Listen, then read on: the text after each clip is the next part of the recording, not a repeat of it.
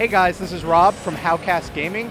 We're at the 2011 New York Comic Con and we're going to be checking out some of the new upcoming games coming out this fall and spring.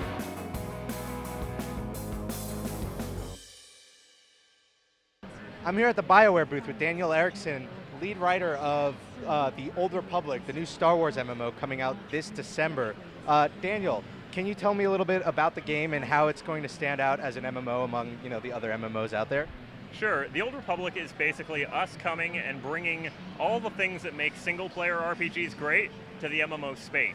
So MMOs have always been really good at exploration, going up levels, getting giant shoulder pads, looking cool, but not so good on the story, the context, the things that traditionally single-player RPGs have been the place to go to. We're bringing it all together for the first fully what we believe is a complete MMO experience.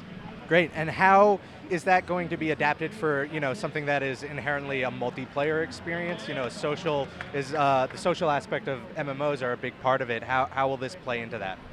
The great part about the Old Republic is multiplayer storytelling. So get together as a group, just like in the old pen and paper days. You and your friends are going to go together, have a giant adventure together. You're going to argue about what to say. You're going to argue about what to do. You're going to get defeated together and succeed together and have whole storylines that come together with you as a group.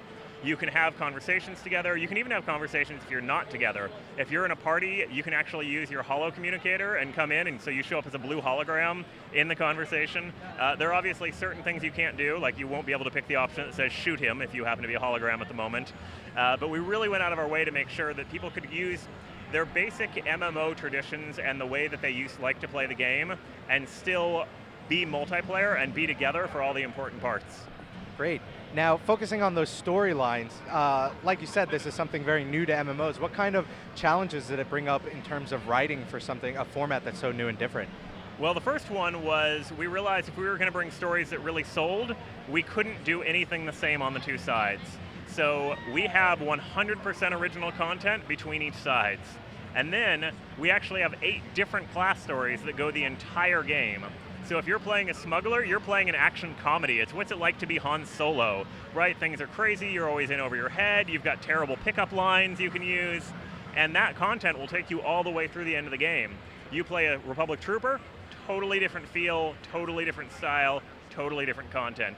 So the more we got into trying to make it feel like an RPG, the more we realized it was going to be a ton of work.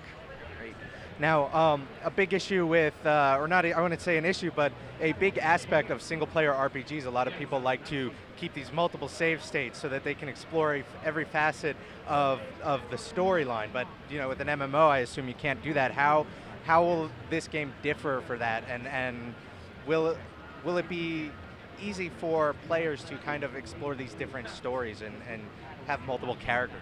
You can definitely have multiple characters, but you can't have multiple save states. So within that one character, you're making decisions, and they're real.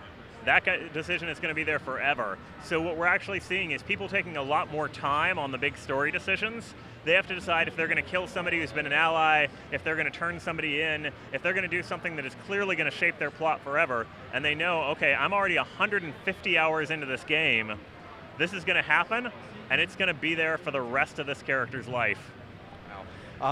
Speaking of time and amount of hours that go into it, what kind of thought process went into designing something that's supposed to be a continuous experience like an MMO when going from a single player in RPG that typically has a beginning, middle, and end?